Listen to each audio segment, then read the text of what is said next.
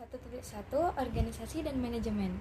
Di kehidupan sehari-hari, kita menyaksikan banyak organisasi yang tumbuh dan berkembang, baik yang formal maupun informal, baik yang berorientasi profit atau laba dan nirlaba.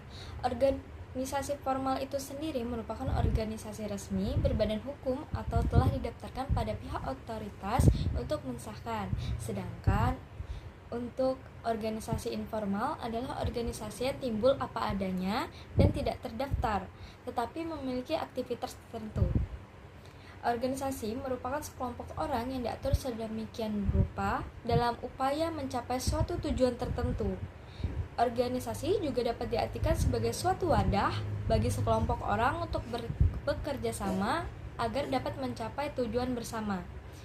Berdasarkan definisi tersebut, organisasi dapat dibagi dalam beberapa unsur, yakni adanya dua atau lebih orang, tujuan bersama. 1.2 Pengertian manajemen. Kata manajemen berasal dari bahasa Inggris, yakni dari kata to manage, yang berarti mengurus, mengelola, dan mengatur. Oleh sebab itu, apabila sesuatu organisasi atau kelompok orang yang gagal mencapai tujuannya sering juga disebut dengan mismanagement, artinya salah urus, salah kelola, atau salah pengaturan. Dengan kata lain, manajemen juga dapat disimpulkan sebagai suatu seni atau proses merencanakan, mengorganisasikan, mengarahkan, dan mengawasi berbagai sumber daya untuk mencapai suatu titik. 3. Mengapa manajemen dibutuhkan?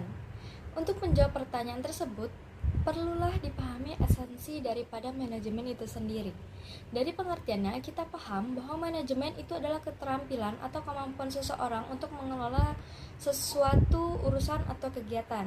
Jadi apabila seseorang mampu mengatur dan mengurus suatu urusan atau kegiatan, dapat dikatakan dia memiliki dasar-dasar keterampilan manajemen yang baik. Ini berarti dia tidak perlu sekolah tinggi-tinggi. Sebaliknya, banyak juga orang yang sekolah tinggi tapi tidak mampu mengelola perusahaan atau kegiatan apapun. Hanya saja di abad globalisasi di mana ilmu pengetahuan dan teknologi informasi berkembang sedemikian pesat, setiap orang perlu senantiasa mengikuti perkembangan tersebut, termasuk perkembangan ilmu manajemen agar tidak tergilas oleh kemajuan. 1.4 Manajemen sebagai ilmu, seni, dan profesi. Sebagai ilmu, manajemen memiliki karakteristik sebagai berikut. Yang pertama, prinsip dan konsep manajemen dapat dipelajari. Yang kedua, pendekatan terhadap pembuatan keputusan dapat dilakukan dengan suatu metode tertentu. Yang ketiga, sebagian objek dan sarana manajemen yang dipergunakan untuk mencapai tujuan adalah elemen yang bersifat material. Yang keempat, pengimplementasian manajemen memerlukan berbagai pendekatan dari bidang ilmu lainnya. Sebagai seni manajemen, memiliki karakteristik sebagai berikut. Yang pertama, kesuksesan pencapaian tujuan ditentukan oleh sifat dan potensi dari para manajer. Kedua, suatu proses pencapaian tujuan seringkali mengikut sertakan unsur naluriah, perasaan, dan intelektual. Ketiga, salah satu faktor yang dapat menentukan keberhasilan pelaksanaan kegiatan ialah kekuatan pribadi yang kreatif. Ketiga, sebagai profesi, manajemen memiliki karakteristik sebagai berikut. Yang pertama, keahlian manajer mengelola suatu kegiatan tertentu disebut sebagai profesional. Kedua, manajer yang menguasai bidang tertentu. Ketiga, profesi tertentu membutuhkan. 5. Fungsi dan proses manajemen. Dalam proses manajemen, manajer akan menjalankan 4 fungsi sebagai berikut. Yang pertama, perencanaan. Merupakan suatu proses yang ditunjukkan untuk menentukan tujuan dan sasaran yang ingin dicapai dan mengambil langkah-langkah strategis guna mencapai tujuan tersebut. Dengan kata lain, perencanaan adalah menentukan tujuan dan bagaimana mencapai tujuan tersebut. Kedua, pengorganisasian. Ialah suatu proses penugasan, pengalokasian sumber daya, serta pengaturan dan pengkoordinasian kegiatan kepada setiap individu atau kelompok yang akan berperan dalam pelaksanaan rencana. Ketiga, pengarahan. Ialah suatu proses mengarahkan, membimbing, dan menyemangati karyawan dalam pelaksanaan suatu rencana untuk mencapai tujuan. Dan yang terakhir, keempat, Pengendalian ialah suatu proses mengawasi dan mengevaluasi kesesuaian antara kegiatan dilakukan oleh suatu organisasi. 1.6 Tingkatan dalam manajemen. Manajemen atau manajer dapat dibagi ke dalam 3 tingkatan berikut. Yang pertama, top manajemen atau manajemen puncak. Dapat didefinisikan sebagai seseorang atau kelompok orang yang bertanggung jawab secara keseluruhan terhadap maju mundurnya perusahaan.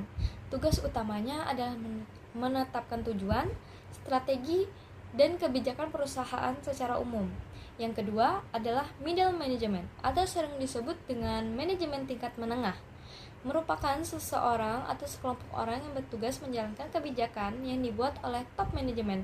Tugas utamanya antara lain mengawasi unit-unit kerja dan mengimplementasikan rencana untuk mencapai tujuan yang telah digariskan oleh manajemen tingkat atas. Dan yang terakhir adalah lower management atau manajemen tingkat bawah, adalah mereka yang bertanggung jawab atas suatu unit kerja dan penyelesaian berbagai pekerjaan jangka pendek yang telah direncanakan oleh manajemen di tingkat menengah ataupun di tingkat puncak. 7. Keterampilan manajemen. Di dalam literatur manajemen, banyak sekali disebutkan keterampilan yang diperlukan oleh seseorang atau sekelompok orang untuk memajukan organisasi perusahaan. Salah satu keterampilan disebutkan oleh Gibson tahun 1996 antara lain sebagai berikut. Yang pertama, conceptual skill. Keterampilan konseptual adalah kemampuan manajemen di dalam mengintegrasikan berbagai tujuan dan permasalahan sedemikian rupa secara komprehensif. Yang kedua, human skill. Keterampilan kemanusiaan adalah keterampilan seorang manajer untuk melakukan interaksi dengan manusia lain atau dalam hal ini adalah para karyawan dan juga dengan sesama manajer lainnya. Dan ketiga, technical skill. Keterampilan teknik merupakan suatu kemampuan atau keahlian khusus untuk menjalankan suatu. 8. Peranan manajer. Henry Mansberg tahun 1973 menyebutkan bahwa setiap manajer memiliki 3 peran saling berkaitan, yakni sebagai berikut. Yang pertama, peran interpersonal. Kategori ini mencerminkan bagaimana seorang manajer berhubungan dengan orang lain. Yang kedua, peran informasional. Kategori ini mencerminkan bagaimana seorang manajer menukar dan memproses informasi. Dan yang terakhir, ketiga, peran pengambil keputusan. Pada kategori ini mencerminkan bagaimana seorang manajer memanfaatkan informasi yang diserapnya untuk kemudian mengambil. Demikian ringkasan materi yang bisa saya sampaikan. Kurang dan lebihnya mohon maaf. Assalamualaikum.